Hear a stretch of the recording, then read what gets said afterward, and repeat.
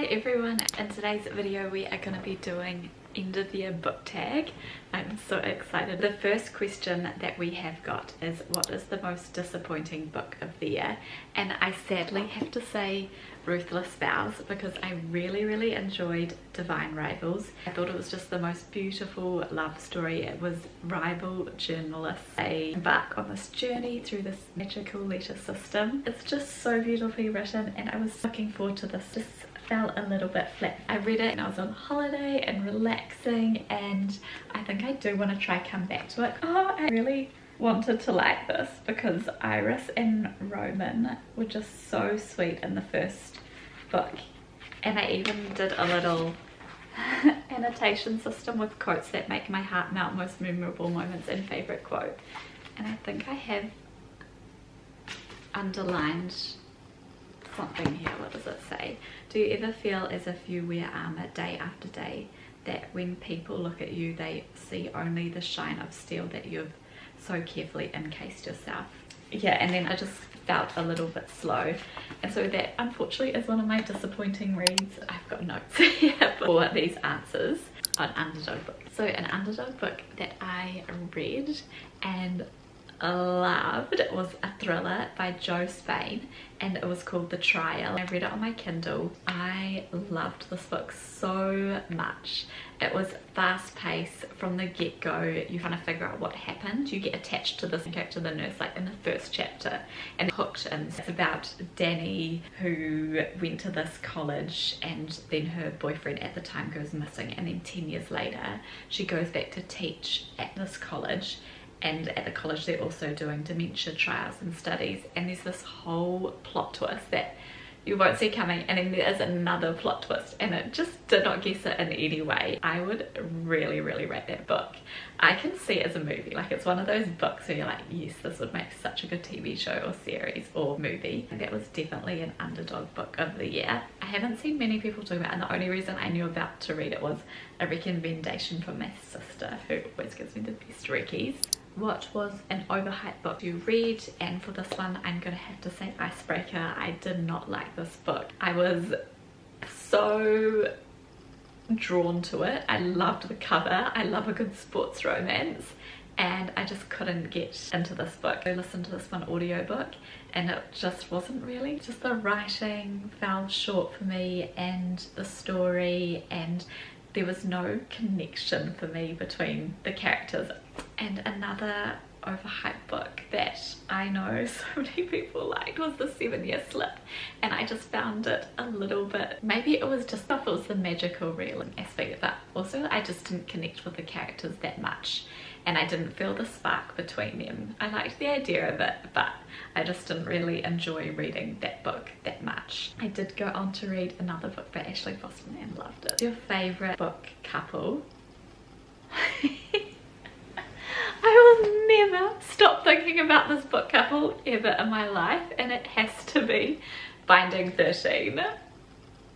Johnny, Shannon, oh, they're just like, the characters, there's so much depth. You get to know them, you know their innermost secret darkest thoughts from both sides as well, from Shannon and Johnny. This one is a high school sports romance. Look up the trigger warning because there is bullying, domestic violence, drinking and alcoholism as well. It is sad, but it also just shows the growth of these characters.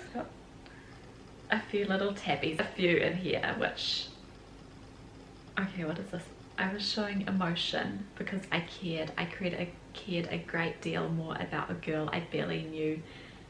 Oh. The one you spend your days swapping gooey eyes with at school. Gooey eyes pulling my jumper down over my stomach. I stepped into my shoes. What the hell are gooey eyes? Swooning eyes, Gibbsy snap. It's Johnny's best friend. He's, oh, stop it. Okay. Every sentence, oh. The way they meet. Okay, I'm reminiscing. Favorite couple, Shannon and Johnny. The way that he protects her is just, honestly, gut-wrenchingly cute. Okay, calm down. Another couple, these two. Oh, Ada and Weston. Oh, the chemistry between these two, the tension, it's so good. It's a little small town romance, and she's from the city and ends up at Rebel Roo Ranch, and she's an interior designer, and he is the guy that has been working on the project that she's been emailing, and she hasn't seen his face yet. Honestly, perfection. Oh, these two books, love, love, love. Your favorite main characters of the year. Okay, so my favorite main character of the year has to be another giggling kick your feet kind of moment, Julian Hates.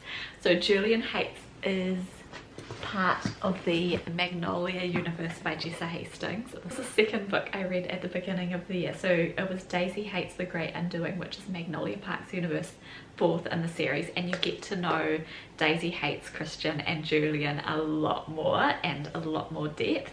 And Julian is one of my favorite characters because he's flawed, he is protective to those he loves, he is honestly just beautiful, but he is a London socialite and a notorious gang lord. His character is a little morally grey, but he just will love and protect his tight-knit circle so closely, and the way the tension is between one of the characters and him is just, you know he loves her because he like will not hold her back.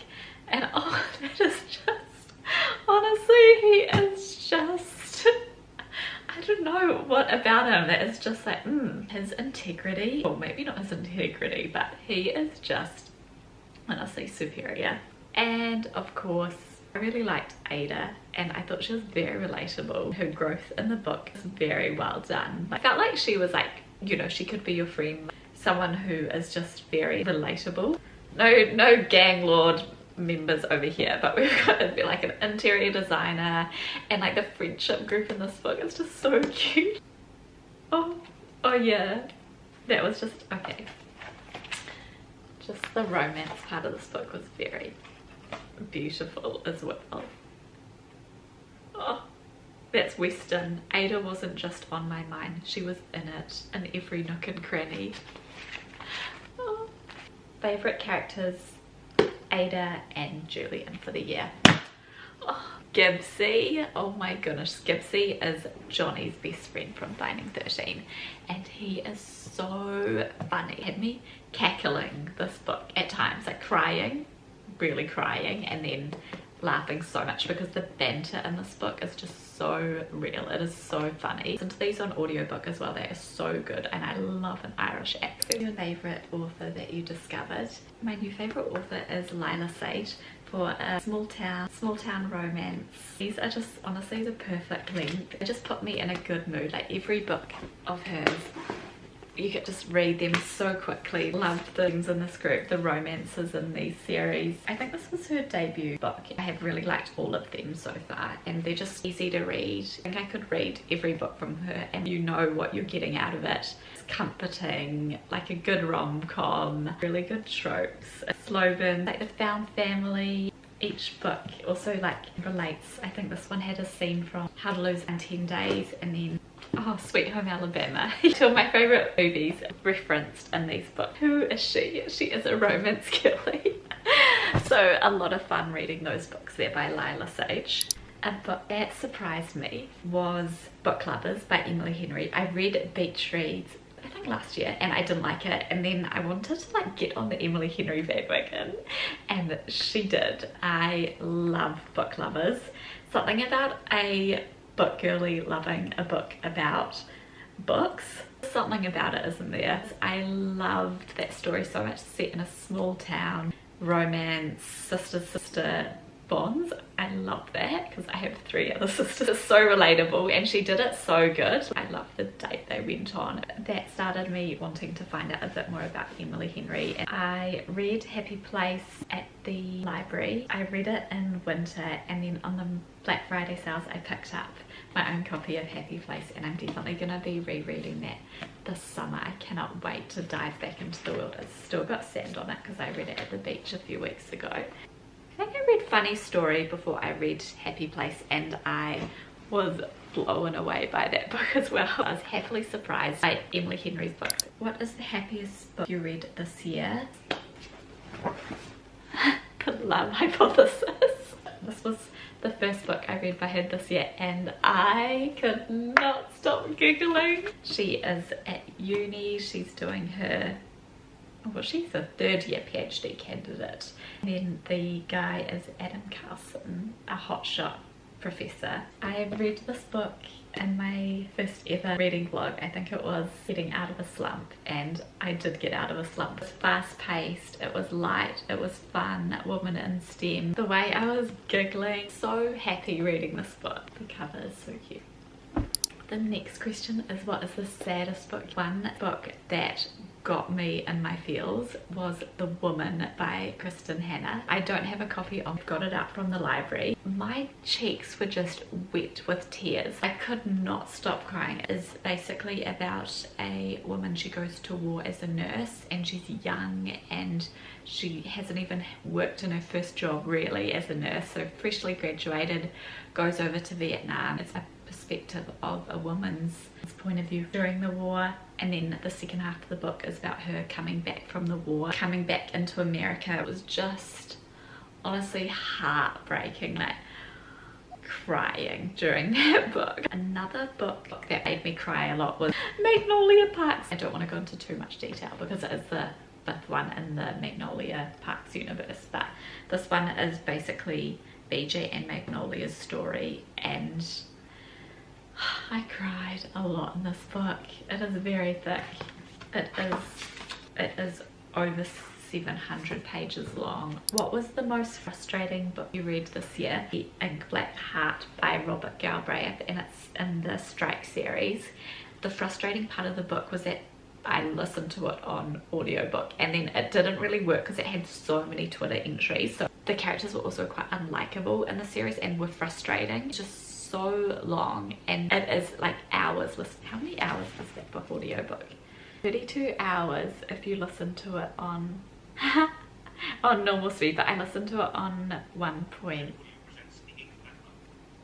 and it was 21 hours and it just felt like I was listening to it for ages. The best book adaptation I loved and binged A Good Girl's Guide to Murder. My sister recommended it because I recommended the books to her and she recommended the TV adaptation, and my partner and I rewatched it in basically one sitting. I think we were up till like 1 in the morning, just watched the entire series. Next question we have is favourite book cover, and my favourite book cover is the series at the moment. I love the fact that they look like they're drawn, like they are. And I just, oh. And that one, they all just match perfectly. Oh, I love them. They are my favourite book covers ever. And of course, Magnolia Parks book covers. This version, I love it so much. Next question is a book that you haven't stopped thinking about. The Nightingale, Reed's best historical novel of the year. It is about two sisters set in France. It's on the back. It celebrates the resilience of the human spirit and the durability of women. Characters, plot, it was really good pacing, couldn't put it down. Book with the most unique concept you read this year has to be The Invisible Life of Addie LaRue. Very unique with the concept of living for a long time, the deal that she made with the gods in order to avoid getting married. She wanted more out of her life. Our main character deals with loneliness, all these innately human feelings that you feel, and what it would be like to have those feelings throughout hundreds of years. She is not remembered by people who get to experience through her eyes what she enjoys. She travels. The food and smells that are described in the book is so good. The Invisible Life of Addie LaRue. Book you read this year that you would reread. I am currently rereading Happy Place, and I'm also going to be rereading Binding 13. I want to go back into the world, and I don't know when the next one's coming out. There's so far 5 books and I can't wait for the next one to come out. What is an unpopular book you loved? And this is just because I haven't seen it floating around. The book that I really enjoyed was The Surprising Power of a Good Dumpling, and also the cover. Actually, this needs to be in one of my favourite covers because who doesn't love a good dumpling? That's how I got enticed by this book. It's because of the cover, and it's pink and it's got dumplings on the front. But this one is a young adult book and it covers topics such as bullying, mental health, and it also is about Anna. She is the older sibling. She's the oldest of 3. Her mum, at the beginning you find out that her mum has got a mental health condition, not sure what one, but it talks about the struggles and difficulties it has as the oldest child with all the responsibility, going to high school, trying to support her family when her mum's not getting out of bed for days, and how mental health is stigmatized, how it affects the family. And it had really heartwarming elements. Anna goes to help out at her dad's restaurant. It talks about here how her dad's new delivery boy Rory is also a welcome distraction, and then even though she knows things aren't right at home, she starts to feel like she could be a normal teen. But then when her mum finally gets out of bed, things go from bad to worse, and as mum's condition worsens, Anna and her family question everything they understand about themselves and each other. It's got 4 stars out of 5 on Goodreads, but only 4,036 ratings. It was published in 2019. It is set in Australia. It is a Chinese-Australian experience from Anna. Would recommend that book. Books with the best banter, and that is Boys of Tommen series. So I love all the books. Like, this one is very much like getting you into the story, and then this one is just goes into even more depth, and that one is over. This one's 800 pages. They are just such long books, but honestly, if you want to sit down and read a good long book, and they are the books. The character, the found family, everything in them is just 10 out of 10. And the Magnolia Park series, I think I just love a good series where you get connected to the characters. Yeah, would really recommend Boys of Tommen. It's also a rugby series. It's so good. And Magnolia Parks for banter, 10 out of 10. What is the book with the best setting? And I wanted to mention Happy Place because it's just set on the beach, and it's just at a beach house, and Emily Henry just describes the setting so summery, so surreal. Honestly, I think I've said this like so many times, but the first paragraph of the book is just honestly like wafting in on the breeze, white linen drapes lifting in a lazy dance, the burble of a coffee maker, oh, the pull of cold ocean air, like that setting, get me there.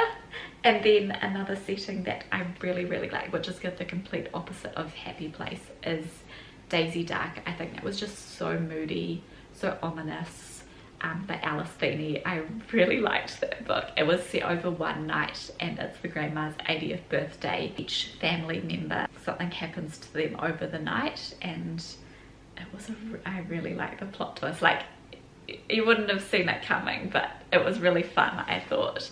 And yeah, that book was such a page turner, suspenseful, and like you can just imagine like this old rickety house like getting bashed about by ocean waves and like rain coming in, and I just think the setting was just like described perfectly. But any Alice Feeney setting just sticks in my head because she describes it so good. The next question is Goodreads 2024 reading goal reflection and a reading goal for 2025. Last year I got into reading.